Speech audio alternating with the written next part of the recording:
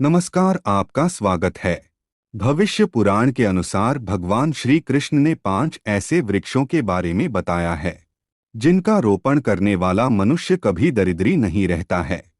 किंतु तुलसी के पौधे का रोपण इन 3 स्थानों पर कभी नहीं करना चाहिए। दोस्तों, भगवान श्री कृष्ण वास्तुशास्त्र का विशिष्ट ज्ञान रखते थे, जिसके बारे में जानने के लिए समस्त ऋषि मुनियों ने उनसे प्रार्थना की थी। यह परम ज्ञान प्राप्त करके समस्त ऋषि मुनि धन्य हुए थे। श्री कृष्ण के अनुसार कुछ वृक्ष भवन के पास होना अत्यंत शुभ होता है।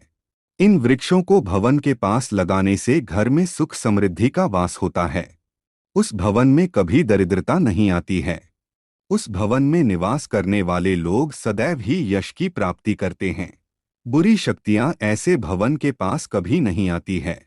वही दूसरी और कुछ वृक्ष ऐसे होते हैं जिनका भवन के पास होना बड़ा ही अशुभ होता है।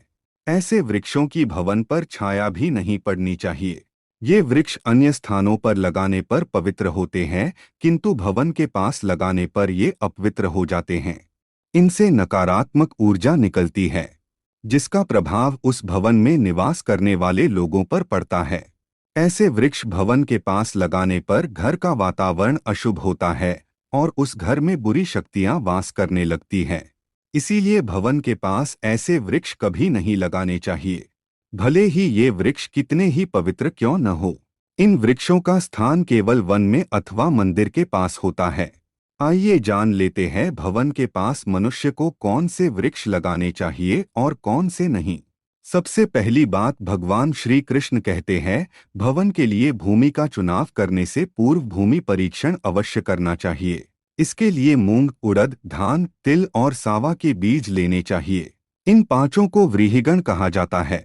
इनमें मटर और चना मिलने से 7 व्रीहिगण होते हैं।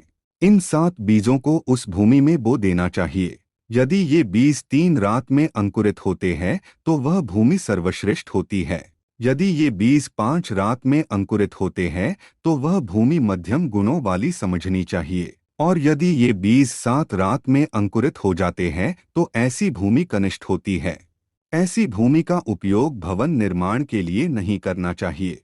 दूसरी बात, श्री कृष्ण कहते हैं, वास्तु देवता का पूजन किए बिना ही जो मनुष्य भवन में निवास करता है, यमराज उसका आधा पुण्य नष्ट कर देते हैं और व्यक्ति को उस भवन में निवास करने पर अशुभ फलों की ही प्राप्ति होती है।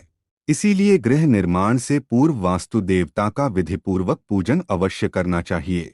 तीसरी बात, भगवान श्री कृष्ण कहते हैं, इन 3 स्थानों पर तुलसी के पौधे का रोपण कभी नहीं करना चाहिए।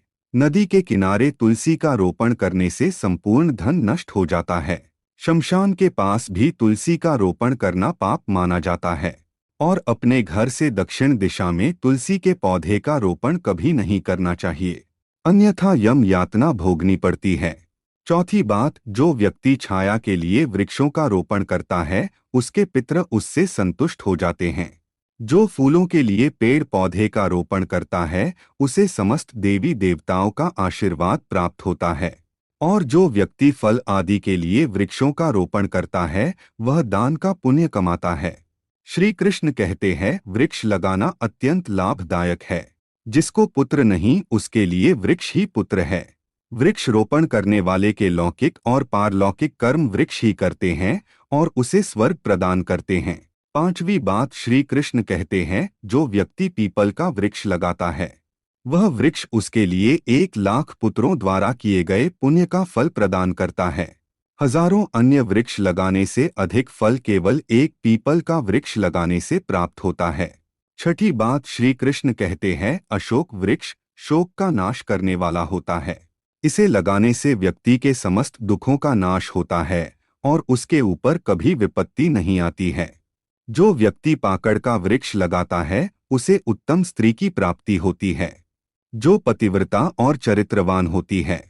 जो व्यक्ति बिल्व का वृक्ष लगाता है उसे दीर्घायु की प्राप्ति होती है।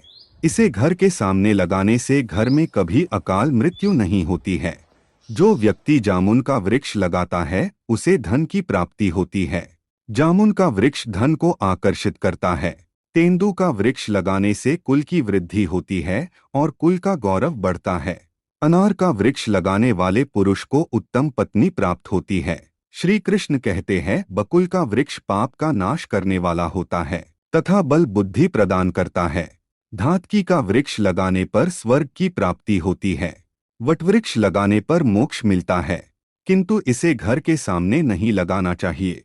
इस वृक्ष को वन में अथवा मंदिर के पास लगाएं। सुपारी का वृक्ष लगाने पर सिद्धि और बुद्धि प्रदान करने वाला होता है। श्री कृष्ण को कदम का वृक्ष अत्यंत प्रिय है, इसे लगाने पर साक्षात लक्ष्मी की प्राप्ति होती है।